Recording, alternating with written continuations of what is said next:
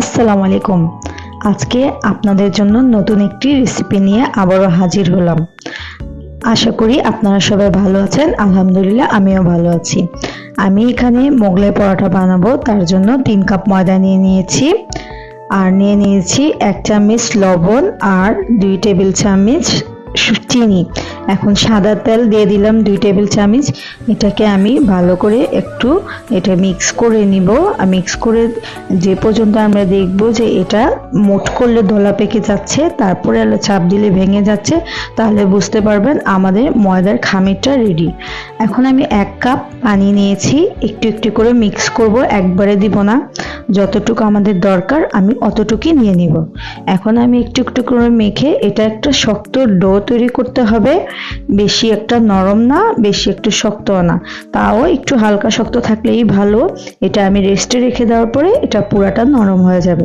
আর আমাদের মোগলাই পরোটাটা খুবই মচমচে আর খুবই ভালো হবে এভাবে রেস্টে রেখে দিলে। 20 মিনিটের পরে আবার আমি আসলাম, তখন আমি পেঁয়াজ কুচি, তারপরে কাঁচামরিচ কুচি, টমেটো কুচি, কিছুটা গোলমরিচ 1 চামচের মতো, 1 চামচের মতো চাট মশলা, আর নিয়েছি 4টা ডিম। দেখতে পাচ্ছেন এখানে হচ্ছে 5টা কুসুম, কারণ আমি 4টা ডিমে একটাতে ডাবল কুসুম ছিল তাই। এখন আমি এগুলোকে ভালো করে সবকিছু মিক্স করে নিব হ্যান্ড মিক্সের সাহায্যে। তারপরে এখানে আমি ময়দাটাও দেখিয়ে দিচ্ছি, দেখেন আমাদের ময়দাটা নরম হয়ে গিয়েছে। এখন পারফেক্ট একটা ডো হয়েছে। এটাকে আমি 3 পিস করে নিলাম। এখন প্রথম এক গোলা দিয়ে আমি এখন একটা মোগলাই বানাচ্ছি। আমি একটু ময়দা ছিটিয়ে উল্টিয়ে পাল্টিয়ে এটাকে বেলে নিব।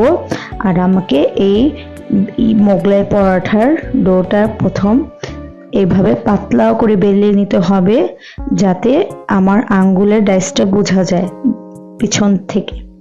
এখন আমি এই মোগলাইয়ের ইয়াটা দিয়ে দিচ্ছি, ডিমের মিশ্রণটা, আর এটাকে সিল করে নিলাম। সিল করে আমি এখানে ডুবা তেলের মধ্যে, হালকা ডুবা তেলের মধ্যে ভেজে নিচ্ছি। দেখতে পাচ্ছেন এরকম হালকা হালকা লাল হয়ে গেলে আমি এই পাশে ঘুরিয়ে রেডি করে নিচ্ছি। আর একটা আপনাদেরকে দেখিয়ে দিব কিভাবে এটা সিল করতে হয়, তা আমি দেখিয়ে দিব।